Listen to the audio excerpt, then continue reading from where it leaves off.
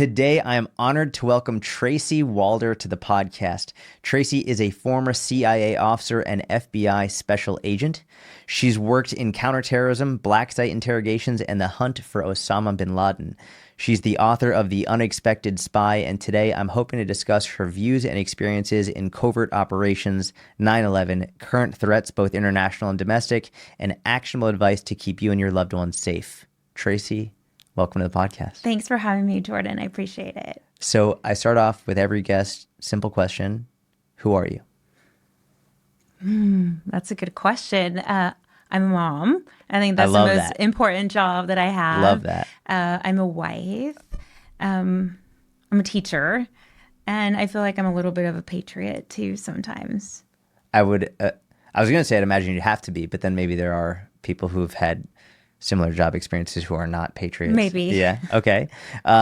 What misconceptions do people have about you? I think that they can't take me seriously. I think that's why my book's called The Unexpected Spy. My husband came up with the name, actually. Oh, did he? Yes, he did. I think a lot of times people doubt my employment, doubt what I did, or don't take me seriously because I don't, present in a certain way to them. So that would be a misconception. Or that I'm a nice person. Sometimes I'm not. Super nice. What do they think you should present like?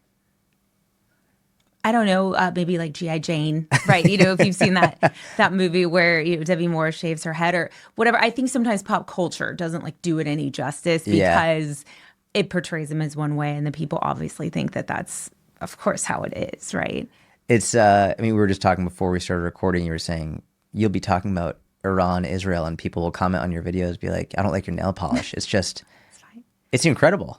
I think that people expect your whole life to be that, right? And that's okay, but I think they forget that I have a 10-year-old little girl who picked out my nail polish because that's what she wanted me to wear, right? And you can be all of those things. That's okay. Yes. Yeah. And so I think that would be a misconception. And I also think too, people just assume that I'm nice and I'm not going to care. Then they realize that that's not necessarily the case. And so I think they're a little put off by that sometimes. That makes sense. Yes. Okay.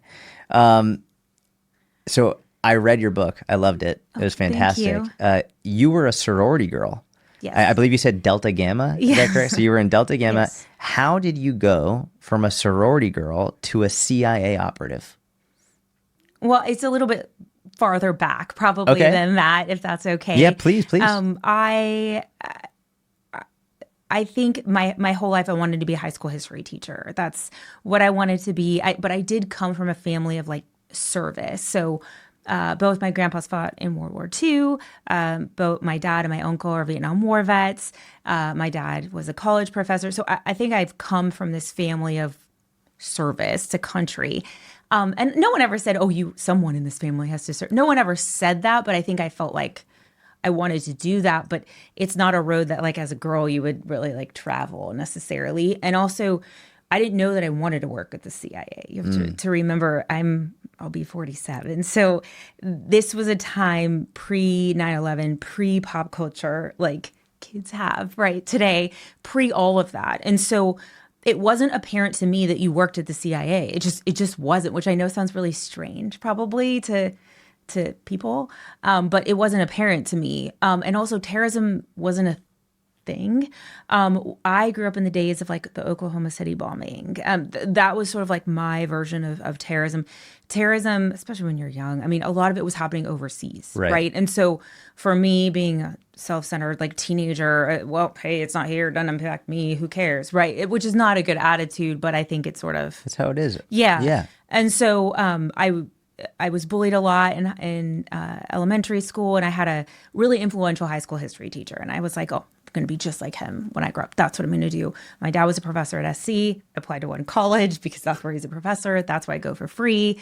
And so that's where I went, and I majored in history. But I was watching CNN, and it was Osama bin Laden. It was 1997. And it was Osama bin Laden in a cave with two journalists, Peter Arnett, Peter Bergen. And he issued his declaration of war against the U.S. in that. And I started to wonder, who is this person? Right now all of a sudden you're still self-centered, but it could impact you, right? So you were in high school at this time? No, I was in college. Okay. Okay. And I wanted to find out like more about this, but again, it wasn't USC is a great school. We didn't have terrorism classes. I mean, schools do now, Yeah. but not at the time. And again, I needed to get out in 4 years if I wanted free tuition, right? So I was like, well, I still want to have that history degree, but what can I do to keep it, but like learn more about the Middle East? So I took like modern Middle Eastern history, introduction to Islam, international relations, like whatever I could. Still not apparent though that you could like have a job in this. It was more just like fun. Let's learn. Yeah. And then this was in the era of like, I'm really like aging myself, like the .com boom. Yeah. Okay, so everyone wanted a job in like the internet because it was booming. I didn't care. I knew I was going to be a teacher. But my sorority sister was like, hey, the CIA, or not the CIA, hey, there's a career fair going on Truesdale Parkway, which is like our main thoroughfare. Will you come with me? I don't want to go by myself. And I'm like, well, I guess it's on my way to astronomy. I had my resume because I was applying to DC internships. And I saw a table that said CIA. And this part of me was like, oh, I think they do international stuff. Like, Oh, it's like you could travel type thing, or well, no, because like maybe they do this like Middle Eastern situation. That's what literally that was my brain. I mean, I'd love to say because maybe it doesn't sound respectable that I wasn't like this is what I've always wanted to do, but I think that's really disingenuous and like tell the truth. Yeah, and so I went to the table and there was a recruiter there, and I said, "Hey, do you do this like terrorism Middle Eastern thing?" And he said, "It's a really small group." Not really. We do, but right now our focus is on Russia because Russia's always going to Russia. Yeah. And that's what I always say. And then Latin America. So at that time, this is like coup d'etats. This is after Noriega. This is after like a lot of power vacuums. And he's like, we're just looking for Russian and Spanish speakers. I don't speak another language. But it was no skin on my off my back to be like, here's my resume. I mean, I literally was like, whatever. And I handed in my resume. And they called. What, number one, how long did it take them to call? And like, what was that like? They call you and you're like, oh shit, the CIA is calling. Like, what happens? Yeah, it's not. So I think another like misnomer. I spend a lot of time like trying to correct some of the confusion around it. It's not as secretive as you would like think in terms of this recruitment process, right? So maybe 2 or 3 weeks. I can't remember exactly, but I don't remember waiting months. Okay. Like the school year wasn't over yet. So it was, I went in the spring to this career fair. The school year still wasn't over. So it had to have been within 3 weeks or so. Okay. They called, my roommate hung up the phone on the recruiter because she thought it was like a joke. And I hadn't really told her because honestly, I had forgotten. I just I literally gave them my resume and pedaled on my merry way and just didn't even think about it. So it didn't come up in my discussions with her, like about what I was doing. Right. Because it just didn't even think about it. But I was like, oh shit, like I actually think that might be them because like I did give them, and she felt awful. And they actually called, he called back within a few minutes, and I answered the phone at that point. And then that starts sort of your process to get cleared. Got it. Okay. You were in the CIA's counterterrorism center on September 11th, 2001, working in the vault, I believe, as you call it. Is that what it's actually called, or this is what you called it? The vault was right after September 11th. Okay. Yes. Okay. We all called it the vault. Okay. You were there when the planes hit. Can you walk us through that day? Yeah. So I got lucky at CIA, or really any government entity. You really can't tell them like where you want to work there. You just like get put where you get put and like sit down, shut up, and like enjoy the ride. And then once you've been there a while, you can switch around. So I didn't think that I would be going to the counterterrorism center. I thought they'll just put me someplace else. They put me right in the counterterrorism center. I was essentially just waiting to go to the farm, which is our training academy. FBI, you go right away. CIA, you go later. They want you to have like headquarters experience first. And so I was looking at terrorist training camps. That was like my job, was to get human intelligence. Who's going in, who's going out, who's there? Is Bin Laden there? What's going on? Are they having conversations? What kind of training? Like all of those things are things we're trying to get. How are you surveilling this? There's so many different ways, right, that we collect intelligence. There's human, image, SIGINT. Those are like the 3 INTs is what we call them. So human intelligence is people. So people trying to recruit people on the ground in Afghanistan to give us information. Okay. That in Afghanistan is crazy hard because it's such a clannish place. Yep. It's familial clans. So like you or I mean, even if you tried to look the part, like good luck because these people for decades have been together. So it's really, really hard. But we had a group, I don't mean to get too technical. No, please. We had a group in the Northern Alliance that was like sympathetic to us. Yeah. And so that's who we were using at the time to get information. And then IMIT, which is imagery intelligence. So that's satellite pictures, right? Or aerial photography to see who's coming in and out, those kinds of things. And then SIGINT. So what are they talking about? Phones, electronic, those kinds of things. Yep. So those are the 3 ints. Got it. Okay. Thank you. No, thank you. That's super insightful. Yeah, Thank of course. Those are the 3 ints. And so you're really relying on all of them, right? CIA really focuses mostly on human, a little bit of image. NSA is the one that does this mostly the signals. Okay. Collecting. Got it. Yeah. And so that's what I was doing. Literally it was that. Yep. And so just before September 11th, I guess I was doing a good job. I don't know, but I got called up to the 7th floor, which is where the head sits. And so I was like, I'm sure I'm in trouble. I don't know. And it was myself and 2 other gentlemen, and we got briefed into this program, and that was the Vault program. And that's the one that the Netflix documentary like really went into a lot, was that program. But I was not doing that on September 11th. That program was not supposed to start until spring of 2002. Oh, okay. And I remember asking, hey, am I going to really have to kill anyone with this? And I remember the director being like, no, not unless there's some like huge terrorist attack. And I remember 9/11 happened. I was like, oh, shit. But on the day of 9/11, I mean, I remember what I had on. Like, isn't that weird? Yeah. To remember all of that. I mean, I came into the office at 6:30, 6:45. I'm an early person. Yeah. And I had gone, we have a Starbucks at CIA. Yeah. I had gotten Starbucks, went up to our vault, skiff, which is what we worked in. And contrary to what people may think, like you can't bring your phone in. You don't have internet access, open internet access. Yep. Like I could, but my vault, my little area did not. So I'd have to like schlep down 2 flights of stairs. I didn't want to deal with that. So most of the time we are not on open internet. Got it. Or on our phones. And so I know that might sound crazy because we're an intel Right. collection, but I didn't know that the first plane had hit the World Trade Center because I didn't have the TV on. Okay. So how'd you find out?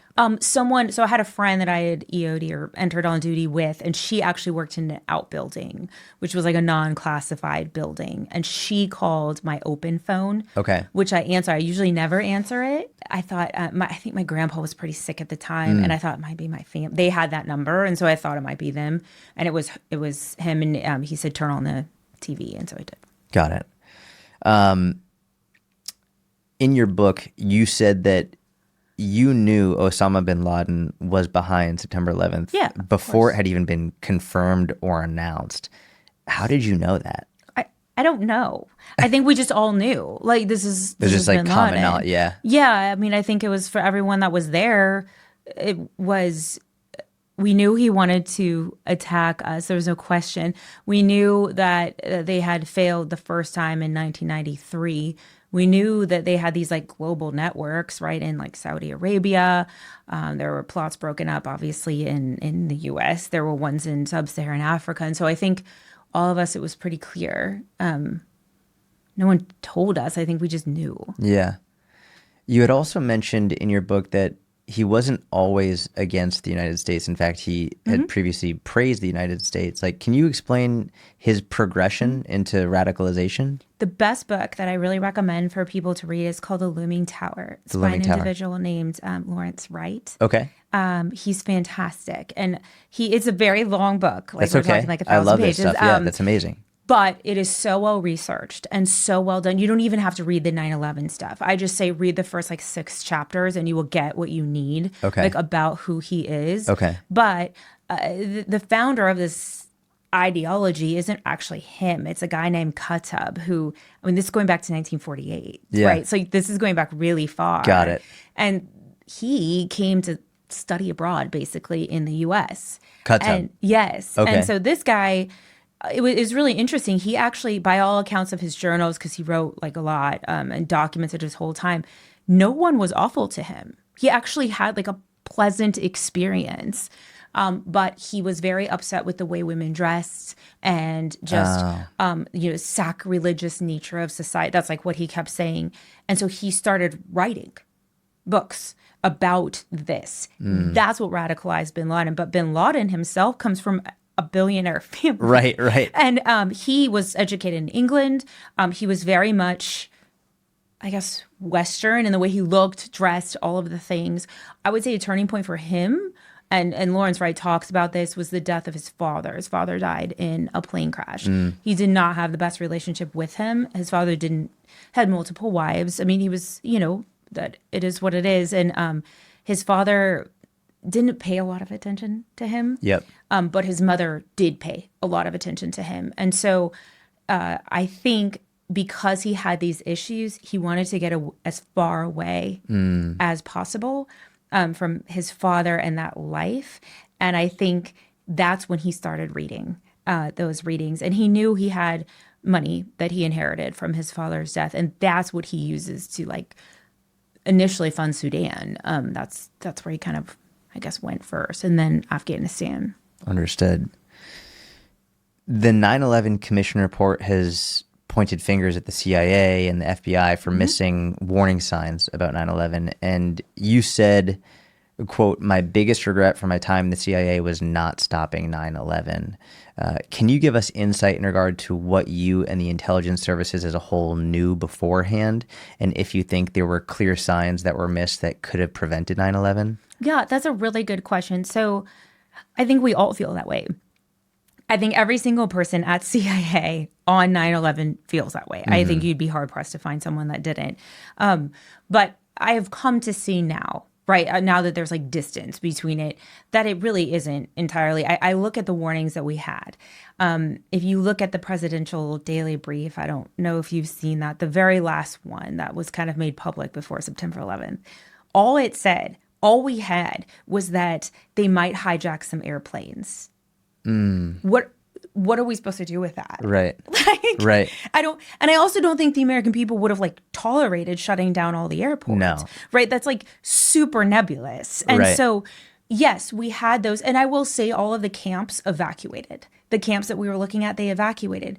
Well, it's real easy to play Monday morning quarterback and be like, oh, yeah, they evacuated to like, because they knew we'd bomb the shit out of them afterwards. Yeah. But these Al-Qaeda camps? But we didn't know what that meant. Right. And you can't just bomb a camp. You just report on it. Yeah. But like that's all you can do. And so when you look at the threats and I look back at like what was missed, no one picked up the phone and said, this is what we're going to do on September 11th. Right. Now, what I will say is that the FBI and CIA are definitely responsible for really poor communication between the two, because what had happened is one of the individuals was on a terrorist watch list and the CIA didn't tell the FBI. And then the FBI, they did tell the people at headquarters. Those people then didn't go and tell the FBI. And so, yes. What do you mean one of the individuals who hijacked the plane? And you mean like they had intel on this individual? They knew they were here and they didn't tell other agencies? Interesting. So there's been a bunch of documentaries done about that.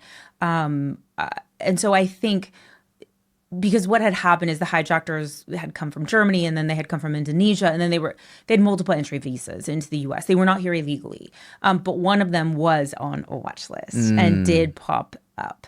And so theoretically, dude shouldn't have been allowed in to the US, right? If you're on a watch list.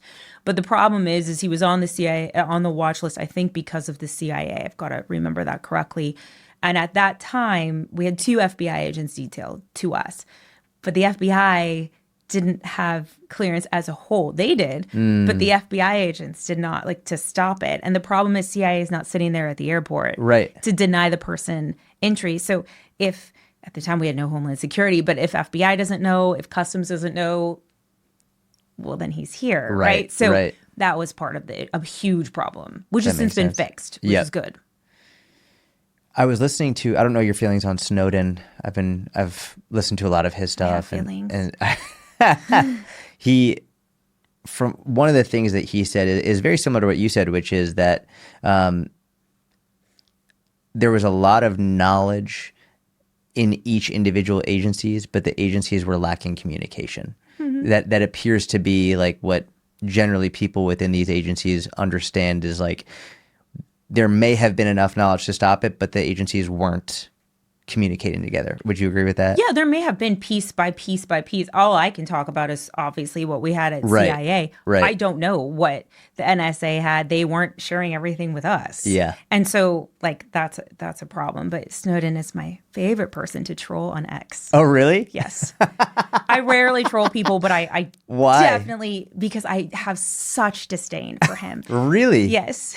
Can you? I would love to hear why. I'm so sorry. So one thing I will say about myself is I'm fiercely loyal. Yeah. And so the issue is I wrote my book, right? I sent it to CIA. It took 8 iterations to get it to even look the way it does now. Yeah. Because I fiercely believe in protecting my former colleagues who still may work there. I don't want them to be killed. I don't want anything to happen to them. I don't want to reveal secrets that are then going to cost taxpayers money Right. to redevelop. Right. And so I'm just very loyal. And so I have zero tolerance for anyone. I feel the same way. There's another CIA officer who did go to jail for leaking things. Anyone that leaks anything, whether you think you are some savior by doing it or not, like you don't have that ability. And that, in my opinion, is unacceptable because people will die as a result makes of that. sense. And because of some of the things that he leaked, we then have to go and rebuild them.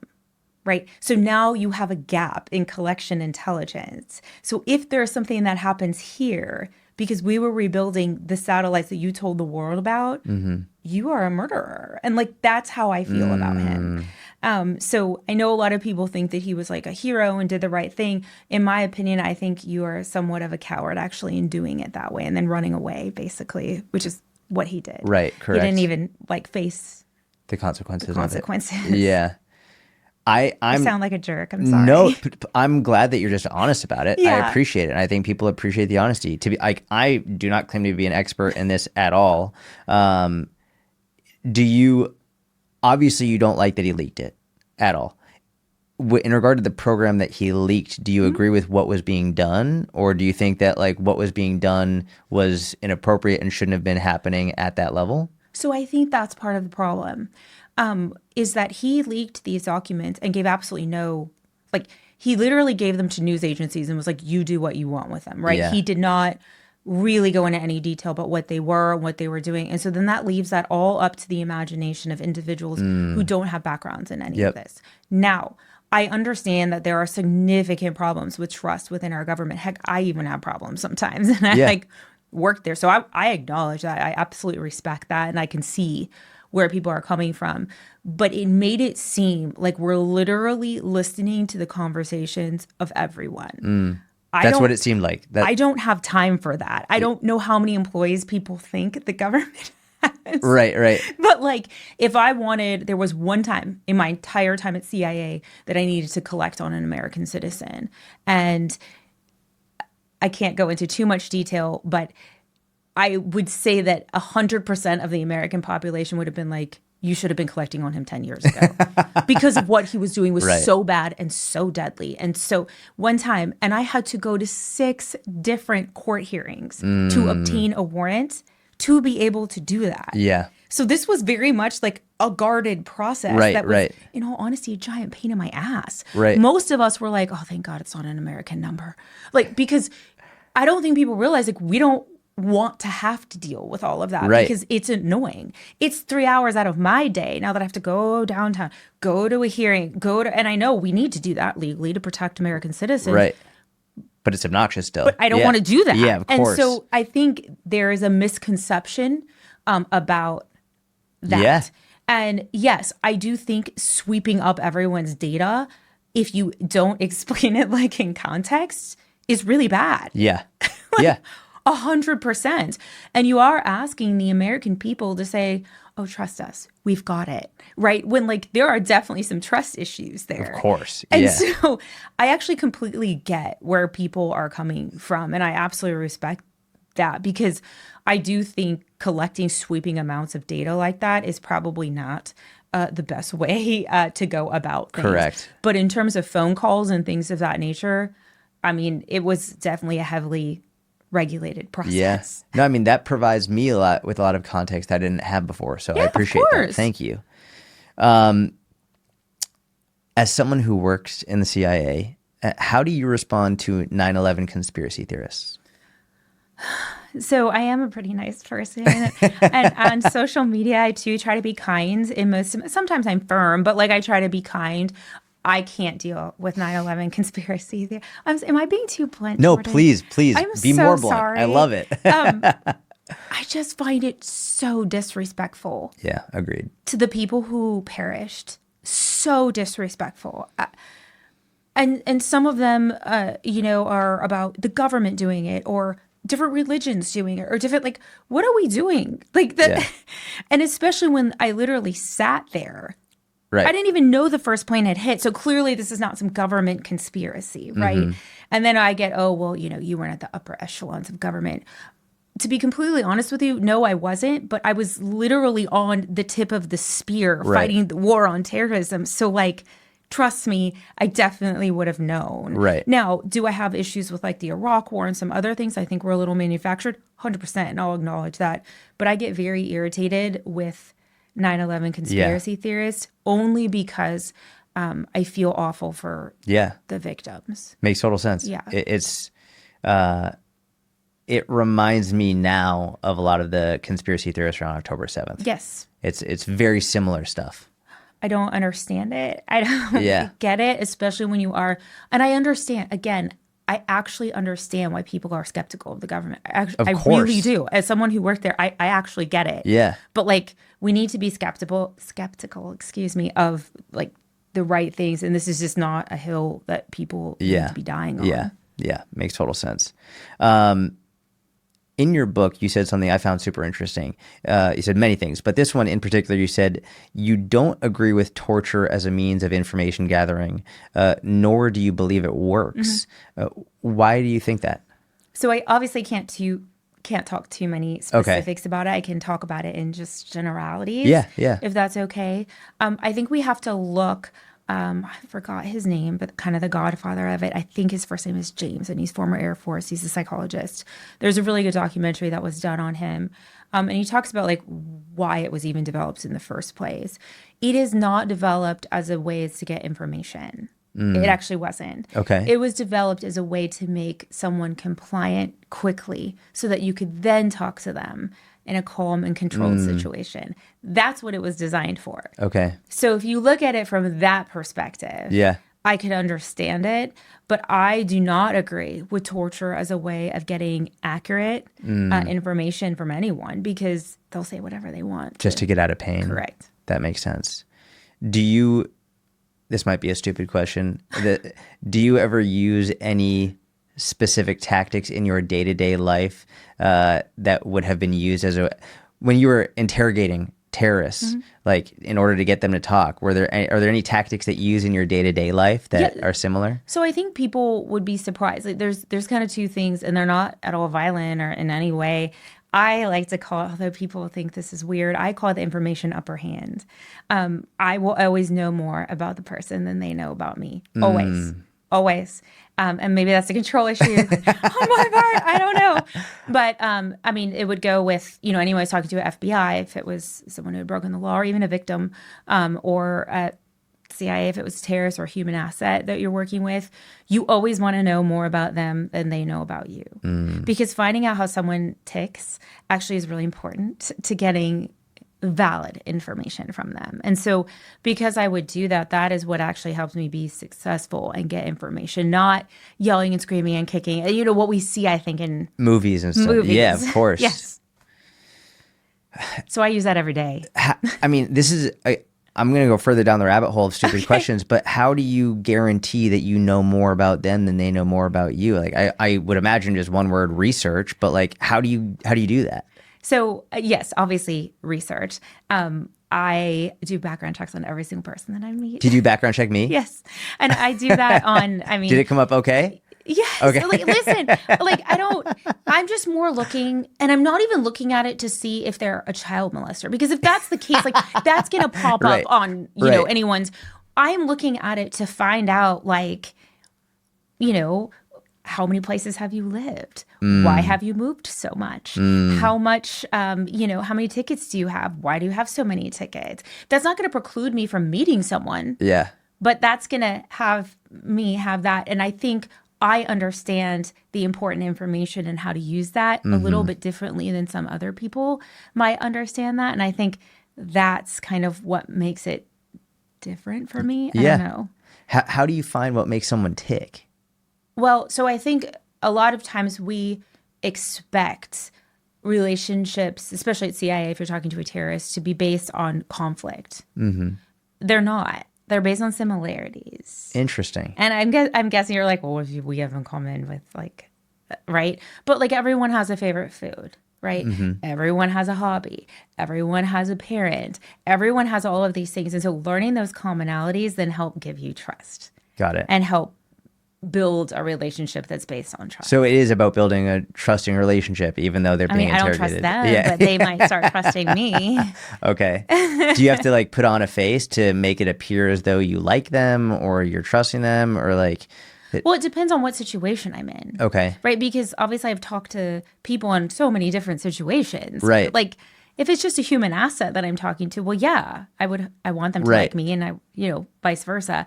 I mean, if it's someone who's already in custody, like you're already in custody, I don't need you to like love me, but I need you to feel like you owe me something. And so there was someone, I forget the person's name, excuse me, in your book, you were talking about an interrogation that you did that took, I believe is days, many hours and many days in which you would go in and I think you brought him fruit and he would offer you tea even though he didn't have access to tea. Like it's I think the thing that struck me was it took a lot of time. Yeah. It took a lot of time. Yes. And it's not like TV. yeah, it's not like you go in and then they divulge it. Like it took you many hours over many days to get the information that he eventually gave you. I mean, yeah, but a lot of it, I mean, you have to be patient.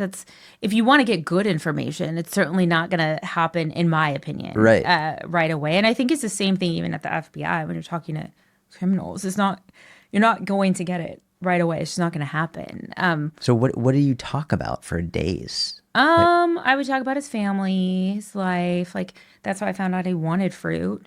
Okay. Right? Like all those things. But I'm not giving him anything about myself. Did he ask you stuff? Sometimes, but then I would just like redirect the question. Got it. Okay. So yeah, that's what we talk about. All right. I would like, if it's okay, to move to Iran and Israel. You said, and I quote, "Iran has been a significant threat since my time at the CIA. They are not a country that can be negotiated with." What do you think the average American does not understand about the Iran-Israel war? Well, let me separate the two first. Please. Because sometimes it's hard to compare the two. Iran is an intelligence black hole. Like, okay. I want to start there. And I think I have been banging my head against a wall for like years talking about the threat. Now, obviously, people are listening, which is good. But even when I was at CIA, they were harboring all the members of Al-Qaeda, like at one point. And they were doing it on purpose because we knew that they were there and like wouldn't go there. And so we were having to rely on other intelligence services. I think the biggest misconception and what I've seen recently is thinking that the Ayatollah is going to like negotiate in good faith. I don't know what kind of like crack we're smoking, like to think that that's going to happen. Right. Because I think people assume that the Ayatollah is going to act like the Prime Minister of Britain or even, well, sometimes Netanyahu just like depends on the day, but like it kind of does with him, but like he is just not going to negotiate. He's going to martyr himself before he negotiates. And that is a huge misconception I think people have like of Iran. Also, this is a country that now, since all of this has begun, has totally cut off communications for the rest of their people. And that's how tightly they hold them. They've shut down the internet. Completely shut down. The internet, phones, you name it, it's shut down. And if you look at the Arab Spring that happened right back in 2011, it impacted really almost every country in the Middle East. Syria took a little longer, obviously, but except Iran, because that's the stranglehold that they have on their people. And so I think the biggest misconception that like we made is thinking that the Ayatollah would negotiate. And I'm shocked that anyone thought that the Ayatollah would negotiate. That's like mind blowing to me. To me, it seems like you're discussing like how shocked you are, almost like the higher levels of government that they assumed he would negotiate. I also feel like just the average individual in America will assume that other people, and especially like because the Iranian, that they act like us. Now, I want to differentiate between the regime 100%. and the people, because we have to. To your point, you were saying, you've been talking about Iran for years, and finally people are listening. I feel like that's what Iranians feel like. I think Iranians have been talking about Iran for years. For years and years and years. They've been suffering. They've been tortured. Women have had acid thrown in their face. People are imprisoned. They don't want this regime at all. And they've been talking for years about we've been being killed and murdered and imprisoned, and no one is paying attention. No one. And but I think going backwards again, that the average individual in America is so blessed and has such a wonderful life that they imagine, well, everyone, like, there's no way someone would die for their cause. Like, no one would martyr themselves or martyr their people in order to achieve this. We can't understand martyrdom here. Yes. That's just not something we can understand. And I get it, because we, as you mentioned, I think we place so much value on life, which is a good thing. Yes. I'm glad we do that. Yes. But I think martyrdom is something that's very difficult for any normal person here really to wrap their brain around. Yeah, not any non-radicalized individual to understand this is not, they don't think like us. 100%. Yeah. Okay. You've been speaking about Iran's nuclear program for many years. What do you say to people who don't believe Iran has a nuclear program and or they haven't been enriching uranium to weapons grade levels?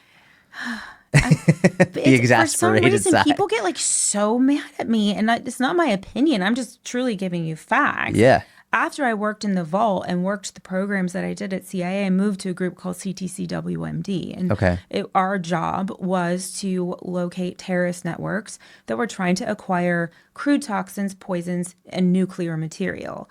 One of them was a dude named A.Q. Khan. And A.Q. Khan is who sold Iran nuclear material. He admitted on national TV in 2009, like, I did that.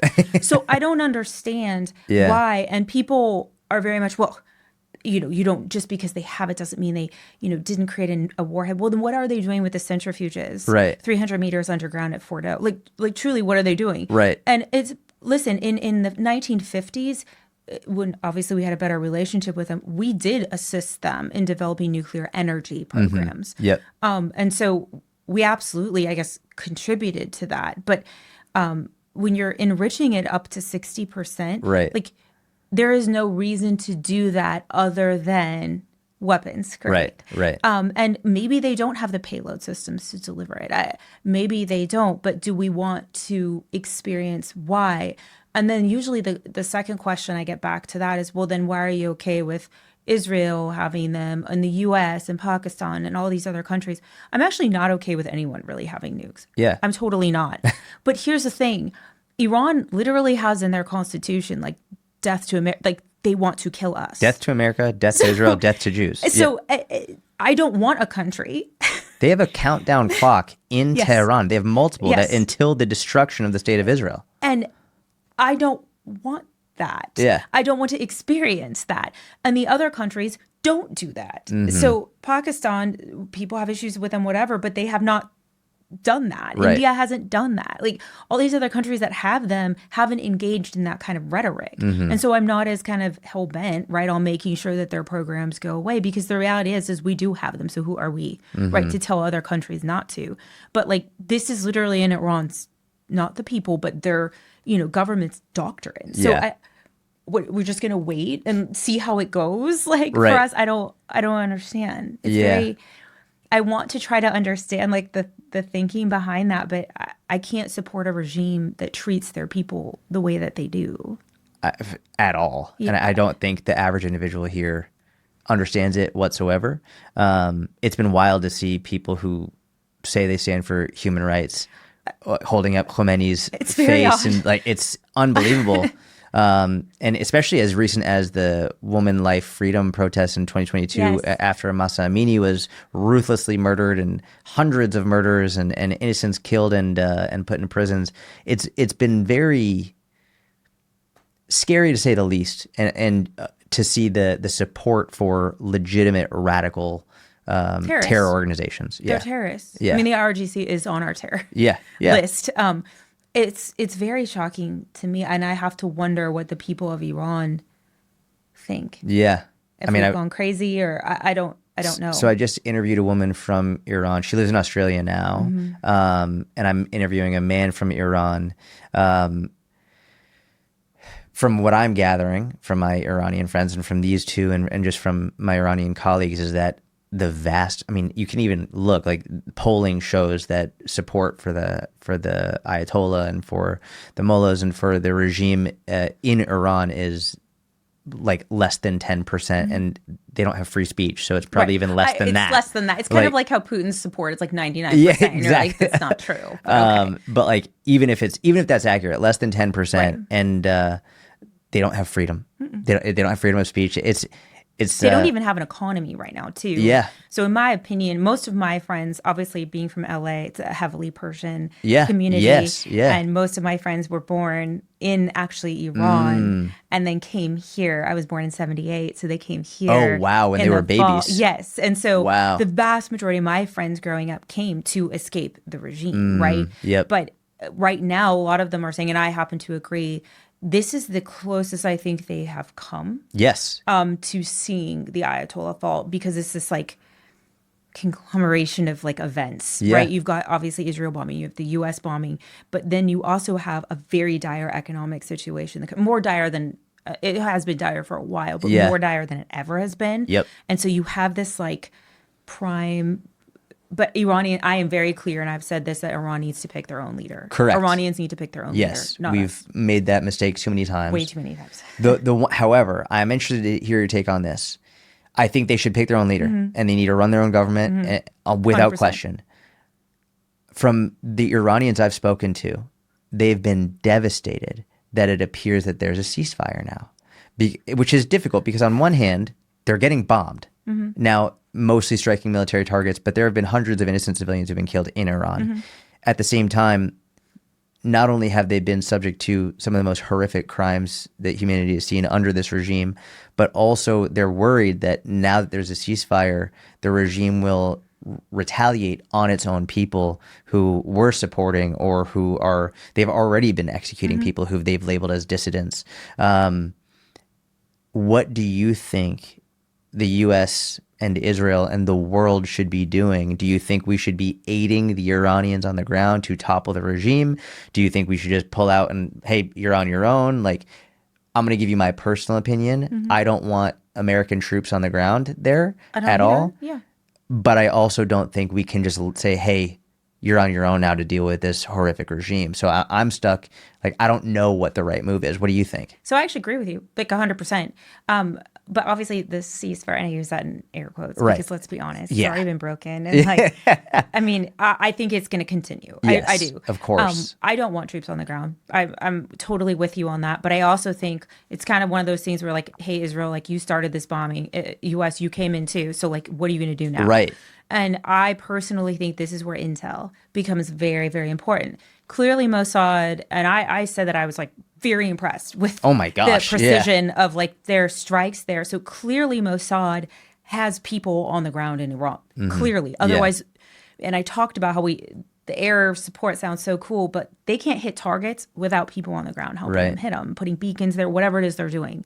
They clearly have a huge network there. So either Mossad or the U.S. needs to help develop that network. And then that network needs to be supplied, funded, assisted to reach up to the people and give them that support to overthrow their regime. So I would say it needs to actually come at the bottom and work its way up through intel. Okay. Because I never realized that Israel had that good of sources in Iran. Like, I never realized that. They had a drone base built inside Iran. But this is a way that you could really capitalize, that right? Makes sense. On that distrust and this distress that they're all in, and really get change from the ground up. And so That's, I think, the best way to handle it, not put boots on the ground, because I don't want that either. That makes total sense. And I hadn't thought about other assets, Mossad assets that are on the ground that are there like, hey, this is where you need Clearly, to hit. they're there. Yeah. That makes total sense. Okay. I have what I consider an interesting question. I'm interested to get your take on this. Okay. So obviously I'm not an expert on national intelligence. I have lived in the Middle East and I've paid close attention to what's going on there for many years.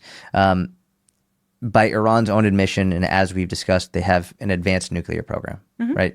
They're not even trying to hide it. No. Why do you think Tulsi Gabbard initially reported that they don't have nukes, and then very quickly after, then she flopped on it? know. What is going on here? That was wild to see. Well, I called this out like when it first happened. One of the things I pride myself about on my platform is that I am very apolitical, and really everything I talk about is based on my experience. Yes, you're Now- super good at that, by the way. and then Like you people- never take a political stance. You're like, here's the facts. I love to see And so, it. but people will be like, well, why are you knocking on Tulsi Gabbard? Well, I knocked on Biden too, right? Right. Like, so you can call me whatever Both you sides want, but fuck up. I've 100% like Yeah. thrown both sides under the bus.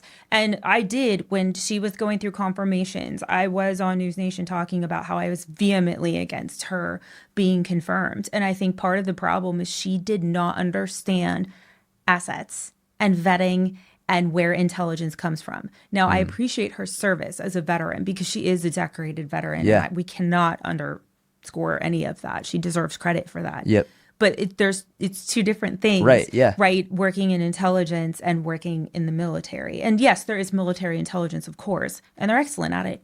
But I think for her, I think she truly believed what She actually thought that. I do. Okay. Only because of statements that she had made about Bashar al-Assad in Syria as well.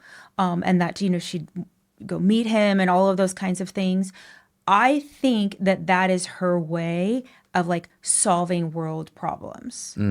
But it's way too naive of a way to solve world problems.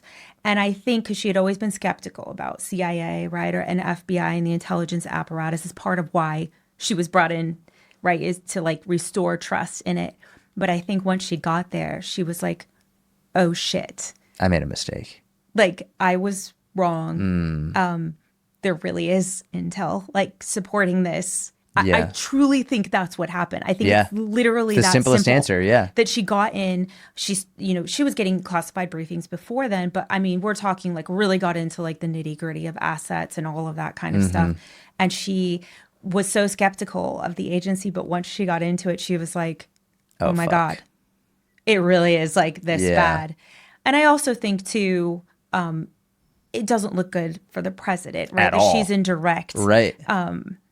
conflict, I guess, Yeah. with him. And so, yes, in a way, she sort of needs to fall in line, but not necessarily. People are saying, oh, she has to agree. That looks bad. Well, here's the thing. I worked at CIA under two different presidents, two different parties. Yep. And both of those parties kept the same CIA director. Yep. And so, and he definitely disagreed with things and was not ashamed to like say it. So I don't know that disagreement is bad per Yeah. se, but I think it has to do with the fact that she got there and was like, oh, That makes sense. I know I'm oversimplifying it, but I really think it's that simple. No, I often think the most simple answer is more often than not the correct one. And listen, I'm all for conspiracies and like they obviously exist. 100%. But I've found generally the most simple human answer tends to be the more correct ones, Yes. just statistically. Do you foresee Iran retaliating further against the United Yes. States? 100%. Okay. Are you concerned about terrorist attacks inside the U.S.? Yeah, 100%. Wow. Okay. Can you talk more about Yeah, that? I've been on the news talking about that, gosh, for 2 weeks now, probably. Yeah, I think we see like, oh, okay, Iran, hit our base in Doha. Yay. I mean, of course they're going to do that. Like Right. that's what they did. So when we took out Qasem Soleimani during Trump's first term, that's what they did. They hit a base in Iraq, actually, at that time. And then they put IRGC people here to try and come and assassinate Trump and assassinate Ambassador Bolton. So like they're definitely not done. Right. We just got to give it some time. Yeah. I think is kind of how that's going. And I'm not sure that it's going to be like Iran itself. Maybe it's going to be their proxies, right? Maybe it's going to be because then I talked recently on Instagram about proxies in Sweden and proxies Yep. and so I think it will happen. It will unfortunately just take time. What are you Sorry. Don't apologize, please. This is like it's helpful. I just want the truth. Yeah. I think the American people just want the truth, and it's helpful to hear it. I get it. I think we deserve it, even if it's not fun to hear. Obviously, you don't know definitively, but what do you foresee these retaliations looking like? Well, I think you've got two different types. I think you've got cyber for sure. Iran likes that. That's something they've done before. I mean, listen, they're not as good as like China, right? Yeah. They're obviously China is the star of the show in terms of that, but they also have China as an ally, so we Right. need to think about that. But they've done cyber attacks successfully before. 2016, they launched a denial of service attack, in which against B of A, Chase. I mean, that's a big deal, It's right? a huge deal, yeah. Like they also in 2022 hacked Boston Children's Hospital. So like they've done some things, Yeah. right? They're also, I know right now they're launching cyber attacks against critical infrastructure in Israel. Haven't been successful, but like they're trying. Right. So I would imagine they're definitely going to try here from a cyber perspective. I mean, Whole Foods distributor was just Right. right. And so like I think people don't realize It's going to the affect us. impacts Yeah. of all of that. So I also think though we also have to look at the lone wolf terrorist attacks. So individuals and everyone always asks, well, we can stop them before they come here. We need to stop thinking that way. Yeah. They're already here. They're already here. Like yeah. this is not 2001 anymore. Is that right? and staying apolitical, just purely on the facts, is that a Biden administration issue, letting so many people in? I think it's both. It's both. Okay. I really do. Because I definitely acknowledge I tend to somewhat be a little firmer on the border. I am. I view it as a national security issue, which I know is like controversial. Which but, is like, crazy that I that's do. controversial. Every country has borders. I don't know. Every country has borders. I've always looked at it as a national security issue, not even a political issue, Yeah. which is weird. But I 100%, like, you know, because I've seen and heard reports of individuals coming up through the southern border. I think the American public may not know, this is going back into the 90s, but like Hezbollah had a very heavy presence in what's called the tri-border region of Latin America. And they Interesting. use the cartel routes, Got right, it. to come up. But I don't think it's just that. Yeah. I also think that there's individuals who actually might be American, right? Who are either sympathetic, so I think there's like this both that we need to look out for. And I think sometimes we get so focused on Biden's border, which that is definitely a problem. Yep. We also have to acknowledge that you can't just get in one lane. Right. Yeah. I feel like they both matter. Yeah. There's homegrown. Yes. And they both matter in my opinion. Yeah.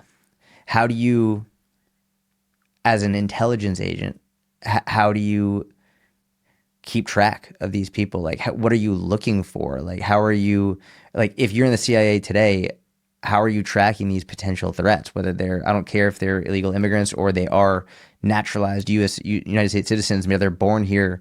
How do you track these threats?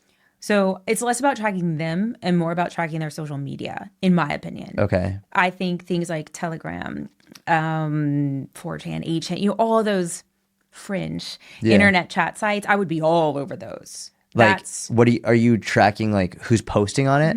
the chats that they're having. Got it. Okay. What kind of chats are they having? And if someone is having a suspicious chat, I'm all over that person. That is where I would actually start in terms of my farming, right, for individuals.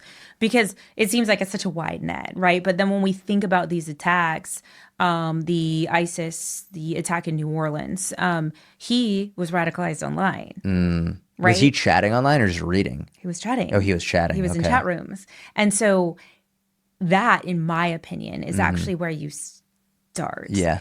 Some people disagree with me. You know, they're like, oh, we got to get them like the minute they come into our country. Well, What if they're here? if they're here legally already, like what is it that's going to like bring that to your attention? Right. You know, because not every person from the Middle East is a terrorist. Correct. And that's what's wrong to like loop that all together. And so I think looking at these chat rooms, in my opinion, and I am 100% sure the FBI is on that, there's no question. Yeah. But that's where I think we need to start because that's where the radicalization is happening. That makes sense. You can disagree with me too. It's okay. No, listen, who the fuck, number one, am I to disagree with you? You're the expert Yes, on but it. it's okay. But like, if I don't know. I'm asking questions because I'm interested. Like, Okay. I'm not asking for a certain answer. Like, if I disagreed with you, I would be happy to tell you. But Perfect. if for example, if I gave you a fitness opinion and you disagreed with me, but like, I was like, but do you know? I don't know. So Right, exactly. That's why I would ask you. Exactly. Yes. Same thing. Okay. Did you ever notice, especially during your time, CIA, FBI, significant differences between what was happening real time and what the news reported? Do you notice like significant differences? And what I really, That's a good question. whether it's in the Middle East or like, what I'm trying to really get at is, have you ever noticed then or now real time propaganda, real time misinformation coming out that could be misleading our country? I mean, all the time. One of the things, though, that I've noticed, which is interesting, especially being on the flip side now, right? Like working in news, is what they decide is important. Right. And then the other stuff doesn't ever get reported. Right. And so that's a problem, in my opinion, right? Like what they decide as being important. And who's deciding? I don't know. Right. And so Right. like that's ultimately, I love the channel I work for because they do report on like all of it. Yeah. But that's the one thing I've noticed is this like cherry picking of things to fit whatever you think your viewer's narrative is going to be. And that's like a big problem, in my opinion, because then you're just like force feeding people what they want to hear all the time. Yeah. And that's bad. But I think social media, like TikTok, Instagram, is part of why I got on it. I wasn't going to, was because there was just so many people who I'm like, I guess to your point, like, who are you? Like, what did you even work for? It's just like a angry person, right? Like feeding out information and people are taking it as like the gospel. Yeah. And I think that is a huge problem of why we are kind of in a weird situation right now. Yeah. What do you recommend people do if they want to be, and I have more questions about domestic threats in a second, but if someone says they want to be more properly informed, I'll tell you what I usually say. What I usually say is, number one, read history books. Like, because the general information that you're getting on TikTok and Instagram in these 30 to 60 second reels is at best misinformation. Like that's the best case scenario. What do you recommend for people to get actual legitimate information that can be trustworthy and helpful? I think obviously history is important. I mean, I was a history major, Right. For a reason. And you're right. Like, I'll even get shit sometimes because I only have 3 minutes, like, for a real, why didn't you talk about this, and that? Well, like, it doesn't fit, right? Like, into it. And so I think that, but I also think one of the things, well, it's a publication I like about the world, but it's really dense, so it might not appeal to a lot of people. I like The Economist. Okay. Because it doesn't seem to have as big of I think everything has a bias, right? We just have to like Google what it is. But I think it's really good. Okay. At just like, okay, here are world things we should care about, and like here's why. Okay. So I feel like that is a really good publication. That's one that I like to read. Okay. But also I think we can't be in a funnel. Like, we have news. It's out there. But I think if you are just going to watch Fox, that's a problem. If you're just going to watch MSNBC, that's a problem. Yep. I think watching 5 or 6 different news sources, I'm talking legitimate ones, not a TikTok influencer, Yeah. is actually really good. Yep. People are like, well, is it bad that I watch Fox? No. Put on MSNBC too. Yeah. Put on BBC, put on CNN, put on News Nation, put on all of those channels. Yep. So that way you're getting all of these. Because I actually think too, if you watch the two political polar spectrums, it's actually a good thing. Yeah. Because it helps you. I'm sure people have a bias towards one. Of course. But it will help you understand the other. And Right. then maybe we won't fight so much. Right. Right. Like, and so I don't know. I feel like that's what I do. I realize that not everyone has that time. Well, I think people have the time because they're spending fucking That's hours true. on social media and hours watching news. They just watch the ones that confirm their current bias. You're right. And you're right, because they're all digging around on like social media all day long. Yes, they are. To include myself. Yeah, of course. I mean, it's addicting. It's 100%. wild. But I think that you bring up the point. The hard thing to do is Watch both sides. Yes. Watch the other point of view. And if you notice yourself getting mad, be like, maybe I should address that. Well, someone got mad at me because they're like, I see you follow Fox News. And I was like, I follow I all follow of it. MSNBC too, Yeah. and they're like, but why do you follow Fox too? It's so disingenuous. And I'm like, okay. I've had people message me that you wouldn't believe how many, probably hundreds of people, especially right after the election. Why do you follow Donald Trump? Well, I mean, he's the the fucking president. So like, I don't know what you want me to do about that. I was like, I also follow Biden Yeah. and Harris. I and follow Biden, I follow Harris, I follow Trump, I follow Noam, Chrissy Yeah. Noam, I follow, like, I mean, I want to see what the have fuck to. they're saying. like, I don't. And sometimes you're like, why did you like this post? I'm like, well, unfortunately, the algorithm will show me things that I engage with. And so if I don't engage with it, then the algorithm won't show me. And I want to see posts from this feed. So even if I don't enjoy the post or agree with it, sometimes I'll just like it just so I can fucking keep seeing those posts. In the algorithm, yeah. And I'm always like, why are you spending your time I've always policing found that what weird. people are like, doing? why are you looking at my follow? I mean, like, that's fine if that's what you want. I have nothing to hide. But like, it's weird. Okay. It's very weird. Put them on a watch list. very strange. I have some questions about domestic threats, and these are more for parents or for just people who want to stay safe in general in their homes. And you might not have the answers to these. I'm just curious what your thoughts are. With rising concerns about home invasions, burglaries, what are the most important things people can do to secure their homes and protect their families from physical threats? Oh my God, lock your doors. For the love of God. I swear to God, I had to make a whole Instagram video on this because in my neighborhood, there was an issue where we had a SWAT situation, helicopter. I mean, it was not good. There was a person with some serious warrants going through like literally my back alley. I mean, right. Jeez. But it was fascinating to me because people would text me and I'm like, great, I'm glad. Thank you for asking. And they're like, so what should I do? And I'm like, okay, well, is your home secured? Oh my God, no, I never lock my doors. What? That's crazy. What are you doing? Like, literally the first thing. So I know it's crazy that I'm being that basic, but like, truly people don't do it. Yeah.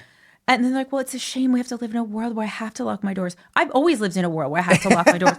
I don't know why you don't lock your doors, right? And like, same with your car doors. Yeah. Like, what are we doing? Yeah. It is shocking to me, the amount of people that don't lock their door. And then, well, what if they get into my backyard? Well, I mean, you literally can get a $1 lock. This is not expensive, right? And I can lock my gate. Yes, you can lock your back gate. You should lock your back gate. I know that you are like, wow, this is very simple. No, this is important. We get so into like AI and technology and all that. And I think that's all good. Yeah. We have technology to secure our home. But like, none of that means shit if you don't lock your doors. Yeah. Like what I'm hearing here, and I think my audience will laugh at what I'm about to say. Okay. So I'm a fitness guy in terms of what I talk about. And I focus on, like, if someone wants to lose weight, eat in a calorie deficit, like eat less and make sure you exercise. Like, that's it, right? Simple. Yes. And then there are people most people, obviously, as evidenced by the obesity epidemic, are not doing that. But then there are other people who are like, okay, well, I need to only eat at this time of day. I need to cut out this macronutrient. Why is it so complicated? It's like, listen, so for the home defense, I'm seeing there are people who, number one, are not even locking their fucking doors. But on the other end, there are people who are like, I need night vision goggles. And I'm like, but if you don't lock your doors? And then the bigger problem I have with that too is now you have individuals who, and I'm not getting into some 2A situation. It's here. So obviously I support the Second Amendment, but like, arm yourself, don't arm yourself. I don't care what you do. Yeah. But like, if you're not going to lock your doors, you have no business having a gun in your home. Amen. Like, what are you doing? That's like, exactly I don't right. understand. Like, correct. So we need to start there. Yep. And then we can discuss all the things that need to go on in your home. Yeah. I have just found, and again, I'm not trying to put people down. It's just part of it too is I get really upset. There is a person on social media who I do go onto her Instagram. I'm like, hey, what are we doing? No background experience in law enforcement or anything. And I think feeds into people's fear, right? And is trying to sell things for links, for security and all of that. I don't do any of that. It's totally fine that people monetize their That's good. You should. But she is putting this fear into people. And I think that's She's fear-mongering. That's bad. Yeah. And so there are things that you should do to secure your home. But at the most basic level, we definitely need to be locking our doors. I saw you brought up something on your Instagram that I thought was really important, and we specifically made it here in our house, was we have a deadbolt on the door from our garage. Mm-hmm. Can you explain why that one's important? Well, yeah. So I think a lot of people too don't, So here's one of my biggest pet peeves. Something that I do. I park my car in the garage. Yep. So does my husband. We have cleaned out our garage, and so you can park your cars in there. I do not exit or enter my vehicle with the garage door open. Ever. Okay. I pull into my garage door, I close, and then I exit my vehicle. That is something I have always done and I feel very passionately about. But I also think, too, we have a sense of security that, our garage door is closed. We don't need to lock our garage doors. Or some garage doors don't even have locks, to be honest with you. But that is another level of protection that I think we need. You can even, if you don't want to have another key, you can do a keypad, right? Like, because I know some people just don't want to deal with another key, and that's totally fine. Yeah. And so that's just a very simple extra layer of protection, in my opinion, because I think, and it's not that I don't talk about weapons. I talk about like things I carry and stuff all the time, but I also like to talk about like how do you secure your home without a weapon? Some people want that, some people don't. So let's talk about both. Yeah. So generally speaking, I would hope that people who are, and I'm pro 2A as well. Yeah. Like I think it's great. I think it's an important right. Have a gun, don't have a gun. You Correct. do you, boo. Like that's kind of how I feel about it. I'm hoping that, and my pessimistic side is saying they're not, but I'm hoping if people are having a gun, they at least are training with it and they're learning and they're taking courses. Probably not, unfortunately, but I think they should be required to. But the vast majority of people need to know these basic, simple things. You lock your doors, you lock your windows, have this deadbolt. Like these are the things that I think are super helpful. So don't feel bad about giving basic stuff, because I give basic stuff all day, every day. It's just so many influencers are not. Yeah. And it's just like none of it means anything. Yeah. If the intruder is already in your home. Yeah. It's exactly like full stop. Right? Like none of it means anything. Yeah. And so like, and I get it. Not everyone has the funds to have Ring doorbell cameras. Not everyone has the funds to purchase a gun. Not everyone has all of those funds. And so I try to think about that when I'm giving advice. And a lot of people then get on me, well, just get a gun. It'll solve all the problems. You're just being a wuss. I'm not being a wuss. Like I'm trying to give everyone like what they need at like the most basic level. The most important. Yes. And like there's so many different weapons you can have, guns included. But like right now, I also teach on a college campus. I'm not allowed to have a gun on a college campus. Right. That's against the law. Right. And so what weapons can I take on there? Right. And like what weapons can you take to school? What weapons can you give your kids? Right. Like all of those things, that's what I talk about a lot, is because it's not this like one size fits all sort of approach. And just even basic things, the biggest thing I get and the biggest pushback I get is when I say it's okay to not be nice. Oh my gosh. So I literally had a conversation with my wife about that last night.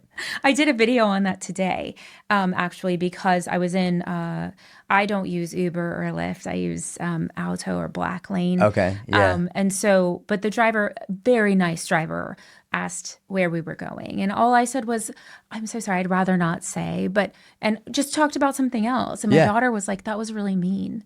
And I'm like, it actually wasn't. I don't owe a stranger any information. I love that. I don't. Yeah. Like full stop. No one does. No, we don't have to be an asshole and tell them to go like fuck off. Like but I think it's okay to say I'd rather not say. And people are like, well, that's so rude, or you should make up another story to make them feel better. Why? Right. It's not my it's not my job.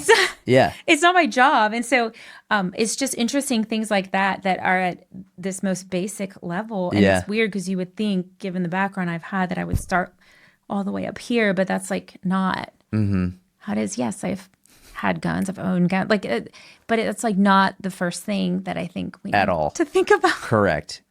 Yeah. You brought up kids. What do you recommend for keeping kids safe?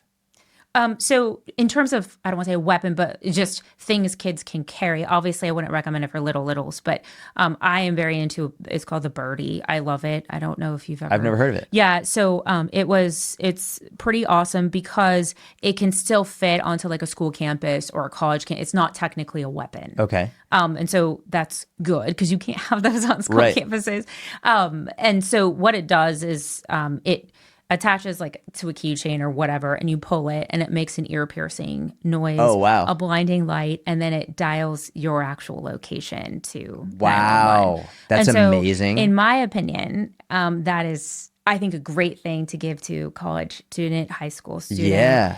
My daughter's still a little too young. I'm worried she might like mess with it at school. Yeah, but, yeah, yeah. But I think 13 and older could probably handle that. Yeah, right? that's genius. Yeah, I love that. because sometimes like mace, for example, I have mace, but like you can't take it on an airplane, right? And so then you run into a problem. Right. Like we talk about all these cool toys, but like where's the practicality Right. like involved in Right. that?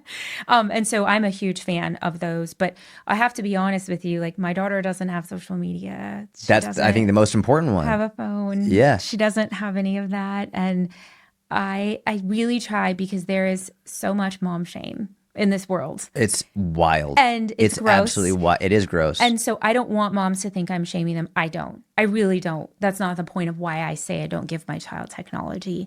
It is a personal thing that I do based on the really gross things that I've seen as an FBI agent that I am not comfortable with it. That's me. I heard you speak, I think it was 764. Was that the name of the transnational, like this horrific stuff that was going on with self-harm? Oh, yes. Was it 764? Yes, it was trying to goad kids into engaging in either like pornographic stuff or self-harm. Yeah. Particularly young girls. And then the pornography was actually geared towards young men, which is something we don't talk about either. And kids were committing suicide on both genders were doing that based on what they were engaging in. And it was... And can you explain, like, they were meeting these people who were encouraging them to do this stuff? Yes, online. Yeah. In chat rooms, YouTube comments, like those kinds of things. And particularly girls were being targeted mostly by that. Okay. But it's the same concept as the young boys who were being targeted to send pictures. So what they were doing was they would engage in this self-harm, and then they would threaten to tell people about the fact that they were engaging in this self-harm if they didn't pay $100 or $200. And then unfortunately, not as many girls, but boys, they would threaten to send the naked pictures that they had sent. Yeah. And the boys, young men committed suicide over this. And so, that's what was going on, like on both those. It was just two different, I guess, ways of doing it. Yeah. I mean, to me, it seems at this point like a no-brainer that never mind, like from the psychological, emotional issues to the actual physical harm, the kidnapping, and all the potential threats online, it seems like a no-brainer to not let your children have social media. Like, to me, and again, no judgment on others, but as a parent, no way. Well, but I also think too, like as my daughter gets older, when she's 16 and all of that, I do think she needs to learn how to use it. Yeah. Right? Because we can't obviously, like, we live in a world where it exists. Yep. So I can obviously educate her, right? And expose her to it in a way where we create a dialogue, or just be like, here, figure it out, right? And so I'd rather her engage. Yeah. I think there's a way to educate on it without giving unfettered access to it. Yes, of course. Yeah. 100%. And I think we want to protect them when they're at their most vulnerable. So to me, what do you think? Like 16 would be for your children? For social media, For social media, yeah. That's how I feel. I feel like their little brains, they're not fully developed by that point. No, they're not. Another like 9 years. I would like her to have experience with it before she goes to college.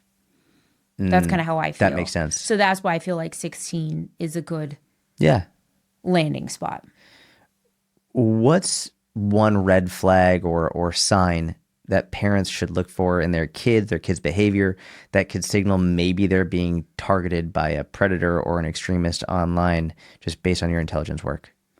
I mean, I don't know if you're aware of that, like this happened to us. I saw that, yeah. Yes, so I can't talk too much about it, but my daughter's behavior totally changed. Yeah. And that was when she was 3. Yeah. Yeah, and so she she is, anyone that knows her is like, she's a teacher's pet, like 100%. She's everyone's like dream child. She's super social. Everyone likes her. I don't know. It's just who she is. But she became aggressive, combative, biting her nails all the way down to the quick. Jeez. Tons of tantrums, massive behavior changes is what I was seeing. And so I think those are one of the first things that you can see that a child is either in distress and not trusting people, or is being abused. One of the two or both. Yeah. Okay. What action would you recommend the parents take? Hey, we think something's going on. Maybe their kids are really young and they're not verbalizing it. I think you need to call CPS immediately. Okay. And I know I catch flack for that because people are like, well, what if they didn't do anything? Well, Then nothing will happen. Then nothing happens. Big deal. What's the problem? Right. Seriously. Yeah. That's how I feel. Like, big deal. I love that. Like, CPS will conduct an investigation, and if nothing happened, nothing happened. Correct. And if it did, then we got a problem, and this will be investigated, and that's a good thing. Yeah. There's nothing wrong. I'm not saying we need to be calling them gratuitously. That's not good. Right. But why are we holding back on that? If there's clearly an issue, yes, let's discuss it and investigate it. Mm-hmm. Yeah. Okay. I have 3 more questions. 3 more. Okay. It's 5-5, just so you know. Great. Okay. This is fun. What was your workout routine like in the CIA? What does your training look like now? I'm like talking to a fitness expert, but you will appreciate this. So obviously I have PTSD, I served in Afghanistan, all these things. Working out became like this massive stress reliever. I love that. That is how I relieve stress. Now, yes, I do take medication. I do see therapists, like all of those things. I mean, I have to. Yeah. But it became such a savior for me. I know that sounds so strange. It doesn't at all. But like in Afghanistan, like it's really fucking stressful day. And so we were living in these like weird tents, trailers, and there was a trailer that was set up because we were with SEAL Team 6 that you could go and work out. Yeah. And I would go in there and I'd sometimes be the only like female in there and just work out, even if I was just on the elliptical for like whatever, because I couldn't get, to lift weights because they were all taking them. But it was just like, that is what I did no matter where I was, even if I was in the Middle East at a hotel. So you cover and then you go into the gym and you work out. And it just became a huge part of my life where it wasn't necessarily before. I'd always been a dancer. Mm-hmm. Okay. That's what I did since I was What kind of dance? 4. Everything. That's and I danced amazing. in college. I did all of it. Yeah. But I didn't start like working out until I was really at the CIA because it became this stress reliever. Yeah. And it still is today. It's in like Plano and Dallas. It's called Shine Hot Pilates. It's like 100 degrees in there and you lift heavy weights, but then also do Pilates, and it's like raunchy Biggie Tupac music. I love that. And it's just awesome. That's and amazing. Like I know this sounds strange to you, but like, and it's not my parents' fault. It's just how they grew up. My parents are in great shape, but they didn't like work out. But I like my daughter seeing that like, yes, I have a healthy way of like relieving my stress. Yep. Some of my colleagues at the agency turned to like alcohol, and I just turned to working out, which I know can be unhealthy if you're doing it like way too much. It can be. It's not as common. More people abuse alcohol than exercise. That's for sure. Well, yes, but it is something like if I can't do it for weeks on end, I get. Yeah, you notice it. Yeah. I mean, and you said it. It sounds surprising. The research on this is over. Really? Oh my gosh! I never. Like, I mean, there's recent research, and listen, I think therapy is great. I think medication can be great. I think it's all wonderful. There's recent research showing that like the number one thing you can do is exercise. Like, oftentimes people who will only do therapy but don't do exercise, they won't have as good outcome as someone obviously who does both. And oftentimes just exercising can be enough. But again, I think therapy is wonderful. I think people should do it. Medication, if you need it, wonderful. Go for it. No guilt or shame around it. But exercise is the number one thing. And going to basic things that you were talking about, my number one recommendation for people is walk. I talk about it all the time. Just fucking walk. Get outside. I need a harder workout than that.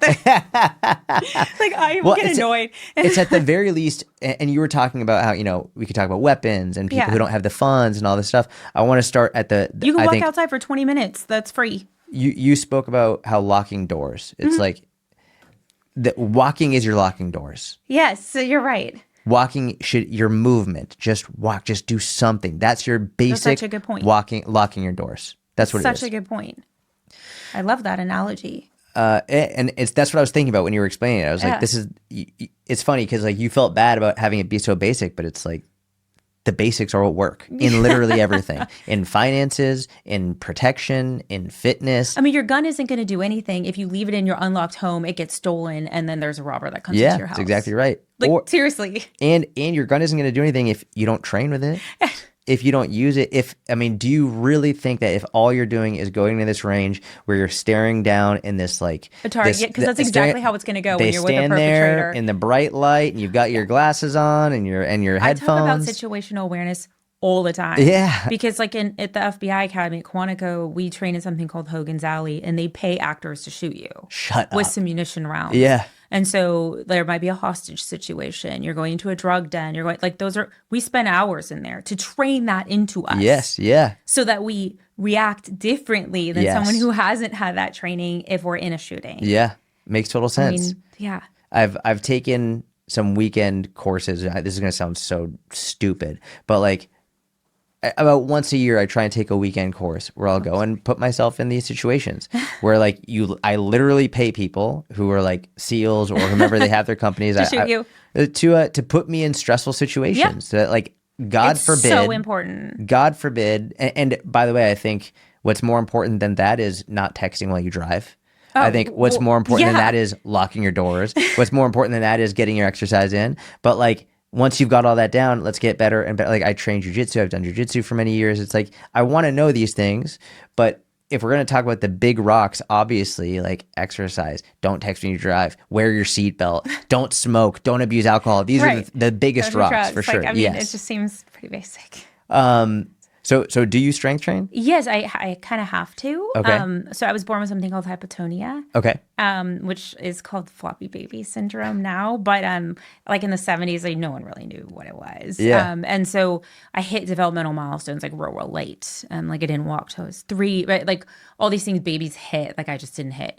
And so for me, my muscles don't develop in the same way that other people's, especially my legs. And so they look different than other people's. And so if I don't strength train, it will literally just atrophy. Yes. Yeah. Okay. And so, because even at like Quantico, I can distance run the shit out of anyone. Like I'm really good at that. And because that muscle was great, I can't sprint to save my life. Because my fast twitch muscle is just not there. Makes sense. It's like gone. It's not there. It never existed. Yeah. And You're good at like the long duration, low intensity. Correct. Got it. But so I have to. I don't have like a choice. Yeah. I have to. Do you strength train with your daughter at all? So I have to be careful with her. Okay. And so the issue with her is she plays tennis like a lot. Okay. And then also dances on top of that. Oh, wow. Okay. And has genetic deformity in her knee. Okay. And so we have to be careful about like the activities that she does. She can't do too much side to side in terms of weights and those kinds of things. Okay. So she does because she's in like a fitness conditioning thing at her tennis place. Yep. But I don't train with her. Okay. You said I don't want to. you don't want to train with her? No. Why? I don't want to work out with anyone. Oh. I'm sorry. You don't have to apologize. I love my daughter more than anything. Yeah. I love my husband. I want to work out by yourself. It is my thing. I love that. That is what I like to do. Yeah. I do everything else with them. Yeah. There's something you said, you don't have to apologize about that. I think it's important to have boundaries and know yourself. Any recommendations for kids? Well, so you said earlier, if I disagree with you, I can push back. There's something you said, I don't necessarily disagree yet, but for your daughter's sake, I want to push back on what was just said. You said that she can't do side to side stuff, right? Yes. Because of her knees. Well, that's what the doctor said. So doctors can be great for so many things. Yeah. I'm assuming this isn't a physical therapist. I'm assuming this is just her doctor. It's her orthopedist. Yeah. Okay. So they don't go to school for strength and conditioning and other stuff. So I'm going to push back on this. Please. I'm assuming when she plays tennis and dance, she moves laterally. She goes side to side. She wears a brace, but yes. Okay. So she's doing those movements anyway. Yes. But she's not strengthening those movements in strength training. That's a good point. The only way that her tissues will become more resilient is through strengthening them. Yes. And if she avoids it, then it's going to be a big problem. Eventually. You're so right, because it won't be developed like at all. It won't. Like you said, if you stop, you atrophy. She will be more explosive. She will do more and accrue more volume in these movements over time with tennis and with dance, but she's not strengthening it through strength training, and that will put her knee at a much greater risk long term. That is such a good point. She needs to strength train, okay, especially with all the stuff that she's doing. So it doesn't have to be a lot. It doesn't have to be 4 hours a week. She could literally do, and I'm not joking, 20 minutes a week. of strength training. There could just be a couple of movements like a Romanian deadlift and like some lateral lunges, just some basic, and she shouldn't be lifting super heavy, Right. but she Just needs little. to strengthen these muscles now so that I'm going to God email for you and get please, I mean, listen, recommendations if that's well, okay. I will give you whatever you want. I'll give you access to whatever you want. But the idea of avoiding movements is it's old, it's outdated, and it's dangerous. You're Because totally right now that I think about it. yeah, it's like you don't get better at something by avoiding it. You need to You're right. appropriate. It does again In the right way. The major reason people get injured is because number one, they avoid it. But if they're not avoiding it, if they're doing it, it's because they misload it. Their load management is shit. They're putting too much weight on. They're doing too many reps, too much volume. That's why she could start off with 20 minutes a week of just a couple of exercises to strengthen her hamstrings, strengthen her glutes, strengthen the surrounding muscles, tendons, ligaments of the knee, and that will help her with her performance and reduce the risk of injury. That is all. I really need to like work with her on that because right now their focus is stretching. Okay. Because she has scoliosis too. And so they're trying to like lengthen muscles, those kinds of things. Yep. But I think you're right. She needs to be like using them because if you don't use them, you're going to hurt them. I'm going to take care of you guys. Okay. I'm going to write a program. Thank It'll be you. simple, That's so basic. awesome. I've never even asked because you're right. She's just under the care of all these different orthopedists. Yeah. Which are great. They have a time and a place and they're wonderful. Yes.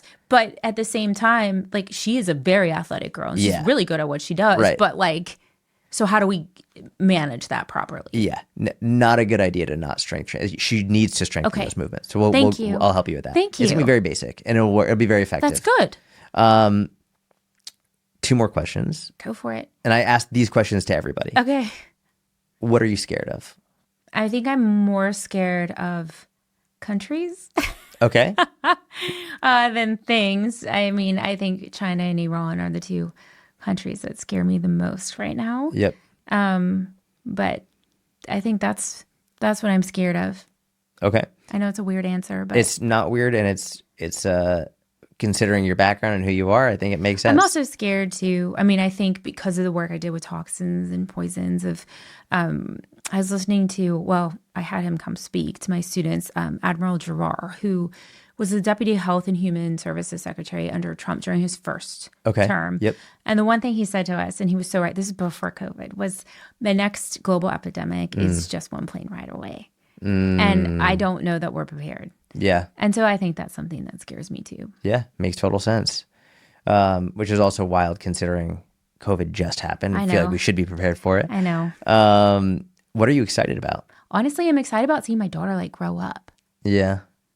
That's probably the thing I'm like the most, right? Like, because we want them to like grow up and thrive and make the world like a better place. And so I'm really excited to see like what she does with her life. Yeah. That's what I'm the most. Do you miss when she was younger or not so much? Yeah. I mean, I think you miss every stage, right? Like when they grow up, yeah, of course. You miss every stage, but I mean, each stage is new and each stage is fun and each stage, mostly fun until they develop a mouth. And each stage is like exciting. Right. That makes sense. Tracy, where can people follow you? Instagram at The Unexpected Spy. I'll do a better job with my TikTok. I've not been doing a good job with it at The Unexpected Spy. Yeah, those are really the 2 places. I'll put those links in the show notes. Yes. Thank you so much for coming on. Thanks I really for having appreciate it. me. This has been wonderful. This has been a lot of fun. Thank you for having me. Thank you. And I want to say thank you to everyone for listening, for watching. Please make sure you follow Tracy. I'll put the links to her accounts in the show notes. Make sure you leave a 5-star review on iTunes, Spotify, wherever you're listening. If you're on YouTube, please give it a thumbs up. Subscribe to the channel if you don't already. Leave a comment. Thank you so much. Have a wonderful week. I'll talk to you soon.